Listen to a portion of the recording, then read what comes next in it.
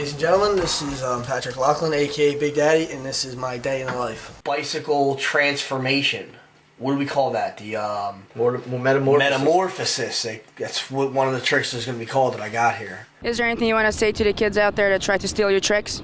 All the kids that steal my tricks out here, I'll be freaking eliminated. Let's get technical here. Of course, everyone in BMX knows that I ain't the smoothest rider out there in the bracket. That doesn't mean I ain't got good looks. That doesn't mean I can't lift you up and everything you got up. God made me in this world to be a freaking warrior, and that's pretty much how I'm standing here right now.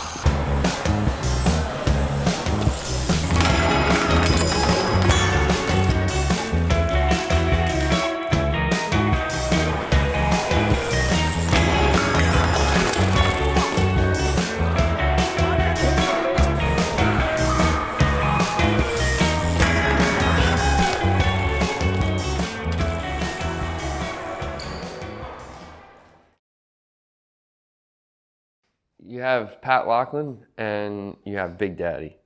Big Daddy is like the character that is like the inner child of Pat Laughlin. Like he's like the one that is just the wild child inside of him. You know, in the alter ego's ego is like up here, right? But Pat's a pretty down-to-earth kind of guy when you actually really get to know him and when he's not being like Big Daddy, you know? You know how everybody has a class clown? Pat was the class clown. He's a performer. I mean, at the end of the day, by heart, he's a bike rider, but he's a performer. An asset to any session that he's at riding, you know? He's like raising the bar, but also being completely absurd, and it's pretty fucking funny. If you're hanging out with Pat, like, Big Daddy would just start to emerge. It would just kind of start seeping out of him.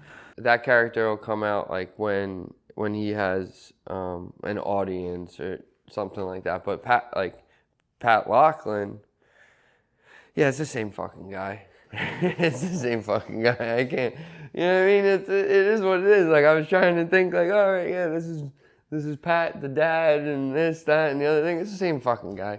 Big Daddy, aka the jackhammer, Pat Laughlin, freaking the heavy hitter, meathead weightlifter, lift up your whole freaking house, dude. It's just so different than the way my brain works. So it was just so hard to imagine, like, of what he's going through, how he's interpreting things until I met his dad. Woo! Hot out in this chumpy today. I come out here to help you, Patrick. It's only about $1.10. My legs are burning on this motherfucking terracotta. Next question. What happened? How did you fall off the ladder? A couple girls go by, they're whistling, yelling at me how handsome I was and all, and before I knew it, I woke up 3 weeks later in a coma. Needless to say, the girls didn't show up to visit me at the hospital, but I might have been imagining the girls whistling at me also. But anyway, it's not about me. It's about Patrick. You'll see like my veins and arms just start getting larger. My neck too. I'm gonna wake this fucker up.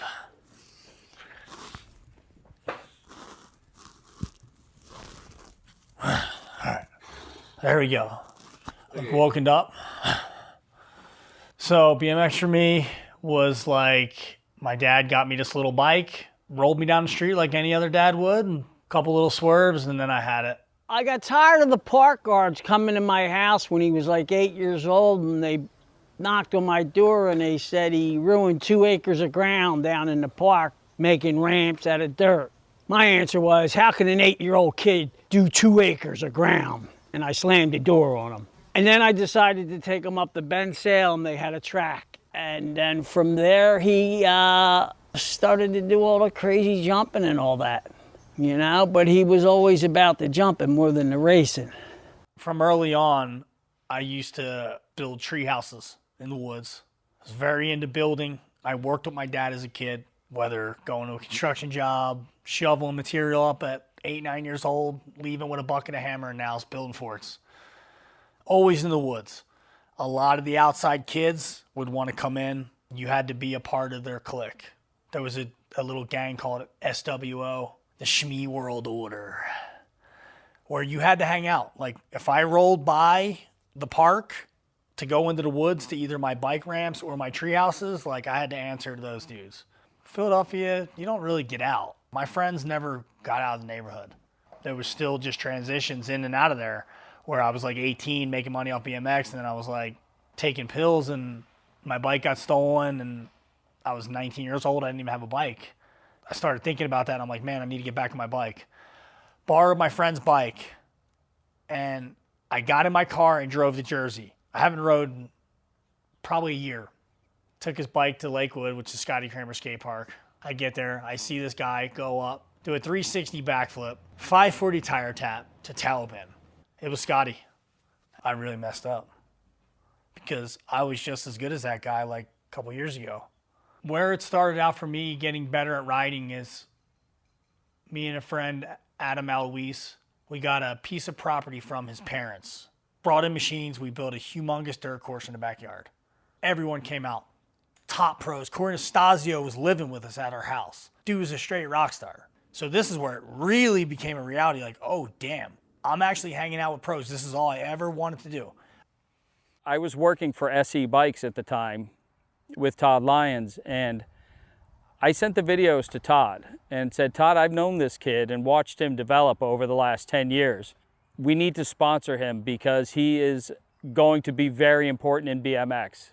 He is doing stuff that nobody else does, and he has an energy that nobody else has. You know what's crazy is I have him in my phone as SE intern. We hired him as an intern for me to like help, work with the SE brand. But I don't know what the heck he ever did, because I was like, we never gave him a computer and he never really worked in the office, so what a horrible decision that was.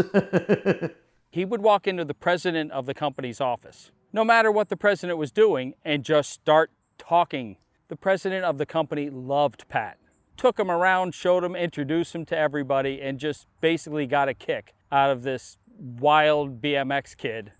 When I really saw it click for Pat, where he stepped it up to a pro level, there was a contest in New Jersey. I think it was sponsored by Red Bull. I think he won the contest in the best trick. He did a 180 onto a rail, did a backwards crooked grind, and 180'd off. And he was about the first person to ever do that. A couple weeks later, there was another contest at the Little Devil Bowl. Pat wanted to stand out, so he decided to air so high out of this that he was going to hit the ceiling. That was his goal for the day. Do a tabletop 1-footer, he's standing on a 12-foot ladder, I hit the ceiling, get flung back down, hit my head, have a seizure for like 40 minutes. Life flighted, they had to lift me out of the bowl. People thought I was done. Brain damage for a little bit. Putting the shoes in the ice box, forgetting about stuff, losing things. My eyes were super like, the girl that I was dating at the time, she thought that I was crazy after I hit my head, and I was for a little bit. So after the head injury, like, even going to do the shows, I was loopy, man. I was goofier than I normally was, and I don't know why. Because usually, like, I'm kind of like an aggressive person. Like, I come from an aggressive place. My dad's aggressive. My mom's aggressive. Like, always on edge. The fact that I hit my head on the rafters, I was using that as, like, my punchline. I'm tired of hitting my head on ceilings. Due to it, better not have no ceilings in there. There better be a 10-mile up radius. And that was my mentality. And then I started getting the meathead comments. You want to do a workout real quick? It takes 30 seconds. It's amazing. I'll forget yoga. I ain't doing no damn yoga. I started playing that role. Like, I'm meathead. I'm Big Daddy. I'm in the kitchen. Oh, phone call. Anthony Napolitan. Tell that little shrimp I'm gonna show him how to lift weights. I might not be the smoothest rider out there, but I am the most jacked besides Kevin Robertson. Pump iron, I freaking hit the tanning beds up. If I get a tough guy at the trails, I'll put the white beater on, tell him to give me his best shot right in the chest. I'll eat it up. Style's legit, so get your daily havoc ready and I'll show you your freaking bad habit. That whole character just kind of came out, and it was like I was more looser. I was more fluent. It was like I was on the road, so I was having good energy. I was riding, I was making money, so the excitement was there. And then the loopiness, I don't know. It's ringing. Excuse me, heavy hitters. We're here for a weightlifting tour. I'm like a power lifter. I lift everything. Are there enough weight in this weightlifting facility for Big Daddy, a.k.a. the jackhammer? Is there any dumbbells or anything we could purchase? You never knew what he was going to say. You never knew what he was going to do on a bike. You never knew who he was going to challenge. He would walk up to Scotty Cranmer, arguably one of the best riders ever, and call him a shrimp and say, get out of my kitchen. You don't even belong in the same skate park as me. Anyone that crosses daddy gets put on a death list. Cranmer equals Big Daddy does not pay to get in the skate park. You pay me $15 to come in the skate park just to sit down on your freaking bench. That's all. And that's the end of you. Say something about Big Daddy, I'll put you in that little box and make you look like this. So when the Daddy Visions first came out, there was nothing that was like that on the internet at all. I mean, it was like a reality show, but it was a BMX rider that had this prerogative of eliminating people and picking things up, you know, just a ridiculous prerogative, but it was so entertaining and it was so original. There was nothing like that happening in our sport. And essentially they were like vlogs, you know, but back then, you know, the word didn't exist. I'm a real athlete slash entertainer slash bodybuilder slash aerodynamic looks. Look who it is. This is the real original Big Daddy. Whoa. I was just trying to get my cane because nobody else was offering. Hold on. Hold your fire. Let's get this back in the hole, she said. I've been told so many times I should do stand-up, but as you can see, it's hard with a cane to do stand-up. So, next question, Your Honor. Pop asked me what my schedule was today. I said my schedule, Dad, is to act like a complete freaking animal.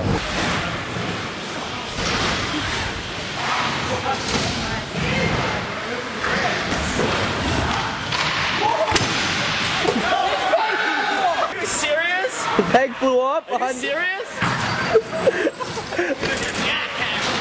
Big Daddy's a loose cannon. Like, you know, he's just wildfire anywhere. But like, if you have somebody to aim him like Brad did, that's the difference maker. Provoking Big Daddy, I wouldn't take the credit for anything. It was just so simple. I'd walk past something heavy and I'd be like, you can't pick that fridge up. Pick you up, I'll pick your sister up, pick your dad up. If you told him he couldn't do something, planted a seed in his head, he would go out and do that. When you did those videos with Brad, it was just like natural. Natural, yeah. Right, and so it was just like captured. Everything. If you got something for me to hit my head on. That's how it happened. A lot of what Daddy Vision came from is certain people that have came across my path in the past that did certain things that popped the heavy hitter. Made me want to be like, yo, what up? Nyquist showed up at my house. This is like pre-Daddy Vision. He did a 720 double bar spin, was walking around barefoot. He's freaking swimming in a pool. He's freaking laying in the grass with my dogs. Like, it was like his resort. And in my head, I'm like, yo, don't be coming in my kitchen and eating up all my hot dogs and drinking all my water and doing all my tricks on my jumps. It was a great moment for me, really. You know, it's just epic day, and I can't thank him enough for really being a great host. Take over the whole show. This ain't your show, it's my freaking show. And that's kind of how I started targeting Nyquist, because Nyquist had a good personality about it and he liked to play. And I'd show up at the contest and he'd be like, what the hell are you doing here? And I'm like, Nyquist, I came in here to show you how to flip around a couple hot dogs, if you know what I mean. No one talked like that on the Rollin', you know? No one had fun. And I said, all right, Nyquist. I'd mess his name up every time. And I go, well, which one did you park the 720 on? And he goes, any one you want. And I go, okay. And I just drop in and just crank a 7 over the second one, and then come back up and I'm like, I know you've been in the little kitchen a little longer than me. I know I'm still marinating, but I'm coming. Hello, I'm training at Nyquist's shack, aka whatever this place is. Nyquist ain't got none on that, my whole feet. The thing that would come out of his mouth, you know, I think that was kind of what made it so funny. It was just like, where is this coming from? Like, you're talking about my feet right now, you know, like my old ass feet. See, what had happened was Nyquist doesn't clean the ramps. If you had to clean out the icebox and drink all the drinks and eat all the hot dogs, you'd have had that job done. His Big Daddy career kind of really started peaking after I came to the jumps that day and ate his hot dogs. Maybe he needs to talk about giving credit where credit is deserved. Dry Crest, Gate Crest, whatever his name is. Nyquist. Gate Crest, NyQuil. You know, I'm tired of hearing all that. All right? Yeah, whatever. All right? Mine. Here, Big Daddy. All right? I want my kid to get his, all right? To be totally honest, he kind of had a similar presence to like when like a big name would show up, like Mira, you know, like people turn their head. One of my favorite videos that they ever did was when Big Daddy met Dave Mira. It was at the Baltimore Dew Tour, and Brad Gethard knew Dave Mira. Big Daddy never met him before, and Dave Mira had no idea who Big Daddy was. He was like bear hugging and lifting Dave Mira up because of course Dave Mirra, when he showed up, everyone was like, oh my gosh, Dave Mirra, you know, and it was just like, but then there's this character, Pat, that would just run up to him in his wife beater shirt and his chains and his freaking Elvis glasses. But then he grabs the bike and he sneaks onto the course. He ends up doing a tail whip to Tanya Harding, which is a signature move, of course, when you do a tail whip and you land with your foot on the frame with the other foot up in the air and you're doing like a figure skating style move, and Dave Mirra loses it. He just completely just starts dying laughing because Dave Mirra had no idea that he was like anything on a BMX bike. And I just know that video in that day, like Pat's so proud of that one. I didn't want to compete against these guys. I just wanted to hang out with them, talk shit, and ride practice. Because I beat everyone in practice. Like, not to be like saying like that or anything, but practice was me, dude. I won practice. He's a competitor, and he tries to act kind of serious, but it's usually just like a facade. Like, he's really a clown. He's like a court jester, basically. I'm Dave Mirra. How you doing? I'll sign 1 million autographs for you, your family, your kids, everything. I mean, I've seen Daddy Vision. Who hasn't seen Daddy Vision yet? How's that whole thing going for you? It's been good, I guess. People like it. I don't understand how, but hey, I'll take it. I think Daddy Vision had a huge impact on like a lot of kids, like not taking themselves too seriously and like being able to like kind of fall back and have more fun back on their bike. He had the Daddy Vision videos, and then he got on Road Fools, and that was like, all right, this is who Big Daddy is. Pay attention.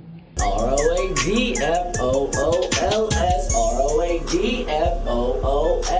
Mr. Big Daddy, yo, you're fucking with the Bess. Fuck. Oh my God, when I ride a bike, it's like anything I want, like high like a kite, and it's Catfish, and he stays on the ground, but we never stay around. When you get to see him be himself in front of other people for the first time, that's pretty incredible because you kind of get to live vicariously through the other people where you're looking at them because they have the same look on their face that you did when you met him where you're like, is there something wrong with this guy? Oh, what's it, hot chili peppers? I don't even know because I'm trying to just correct them. We keep it cool, keep it mean. These motherfuckers will kill you. It's Road Full 17. All right, BMX UFC fighters, here we go. Nagata! When we first started sponsoring Big Daddy, he, lived in Philly. And after a while, he wanted to move out to California. Bigger contracts, bigger companies out there, Hollywood, stunt work, commercial work. So I started chasing that dream. Look at this, commercial. That was a good day, 27,000. Are you kidding? One day.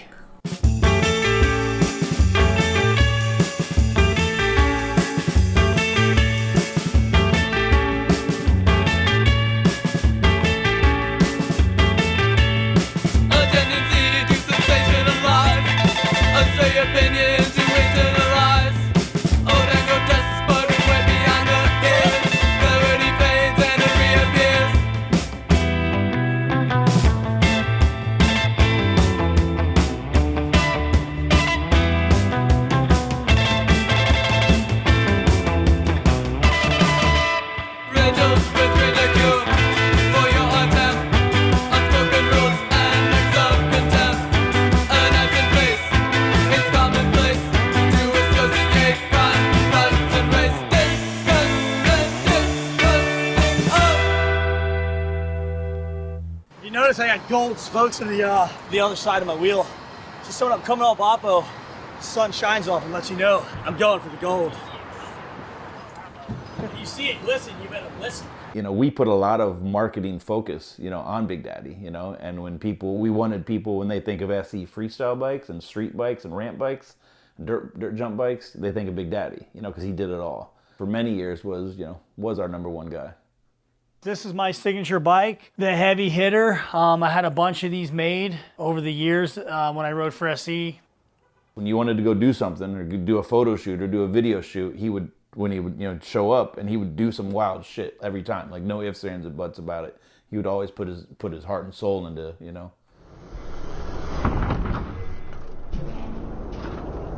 Big Daddy's fake yellow junk box Ferrari.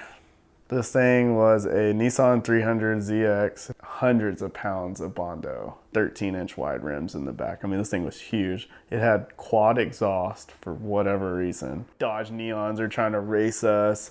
Pat's just like T-top, you know, full like bro glasses on. He's got his hair all slicked back like a freaking bro dude from Philadelphia. When I roll around the Y body, forget about it. That's all I got to say about that. You know, the car was like part of his essence, so to speak. And that was just straight New Jersey, Philly, freaking Big Daddy, bringing that flavor out to California. And it's like, yo, California isn't ready for this.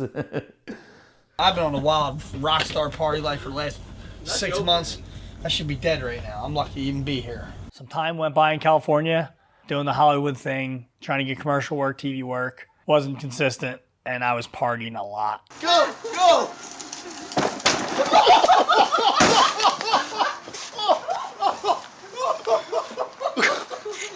I woke up one day and I just was so hungover and depressed, and I was like, this ain't me. I'm getting out of here. Pinned it to Vegas and ended up meeting up with my buddy from True Dentistry, Joe. He sponsored me, sponsored my teeth, did all my work. You know, I asked him, like, hey, man, I want to get into something like dentistry. And he was like, oh, yeah, go try to wax a tooth and yada, yada, yada. And went over to the lab, played around. Next thing you know, I was in my car driving out to Utah to look at a school. I don't know what I was thinking at the time. What the hell? You know, this is like a guy with no legs entering a running race. It just made no sense. Because I can't do no dentistry. I knocked out a couple teeth in my day. Let's do it. So I went to school to be a dental lab tech. So basically, I'll build anything in the mouth. Bridges, crowns, porcelain, veneers. You learn a lot of stuff really quick. I took an accelerated 3-year program. I haven't did anything in years, and I wasn't a smart kid. I didn't do great in school. I was in the special classes. They just basically got me out of there. So when I dropped in on college, it was like, oh, damn, this is really happening. I want you to think of this as, hey, it's mostly these two primary cusps here, okay, and the distal's back here, and all I'm gonna do is just tack on this little extra distal. This is my dental lab report card. You know, numbers are everything in life. So, like, I'm going to go back through these and try to figure out what these number patterns mean. Final written, 53%. Oh, that's hideous. Good God. Practical, 92. Never would have dreamed it because, again, he was a cruddy little kid at the skate park that would never shut up. And he grew up into a good human being, a father, a husband, a professional, but he still will never shut up. Hit him with it, hit him with it, hit him with it. Ooh, he's riding on the bike. We're a little nervous, but this is Roman's biggest drop-in right here. Yes, Roman! Proud dad moment. That's kind of crazy to go from Big Daddy to Big Daddy. Well, hello. I'll be your toy guide. I'll be taking over for Mr. Laughlin. Come, come. This is a different planet. This is called the healing layer. Come follow me. This is the 40-foot golf hole. Let's see if I can get a ball here and get a hole in one for you. This is where the old leprechaun hangs out and relaxes. Oh, the life.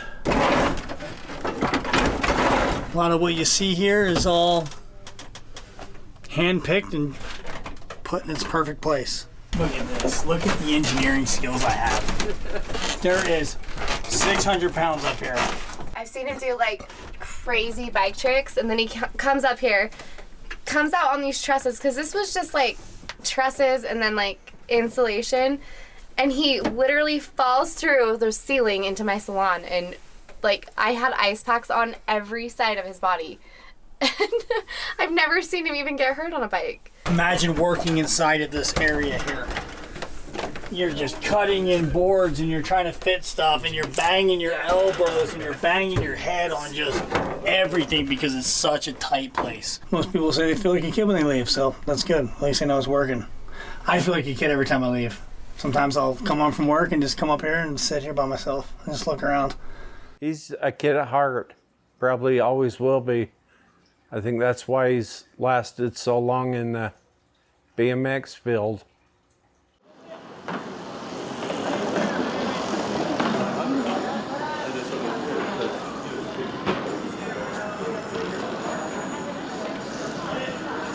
I want to try to do a bike transfer. Ride down on my bike, jump off, land on another bike. Does this look like realistic, like what I'm saying?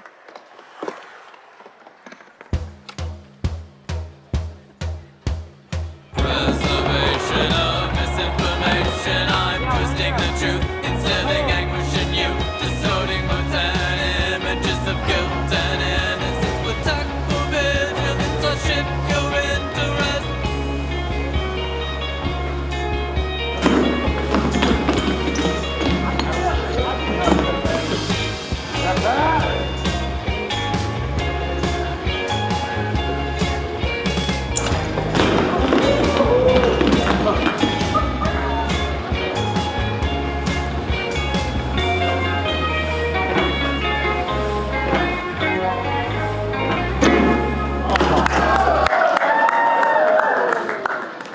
Thank you. Did that for Matt Hoffman. It's all about having the best bad idea of anybody.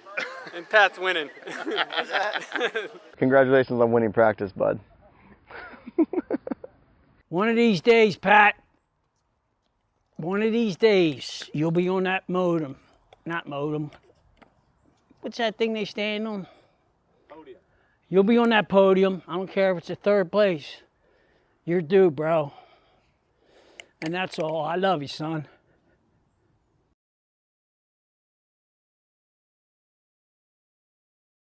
What next event are we going to or whatever? What time is it? It's Rockwell time. Okay, guys, you need to come back out to my Okay, guys, you need to come out to my lumber yard where I'm storing different kinds of long, heavy pieces of wood because my push-up bracket, there's not enough weight for my triceps to even register me like doing another like push-up because the tricep wants to shut down because there's not enough weight on the actual bracket to set off a sensor. It's a long story. How are we doing there, boys? We're good.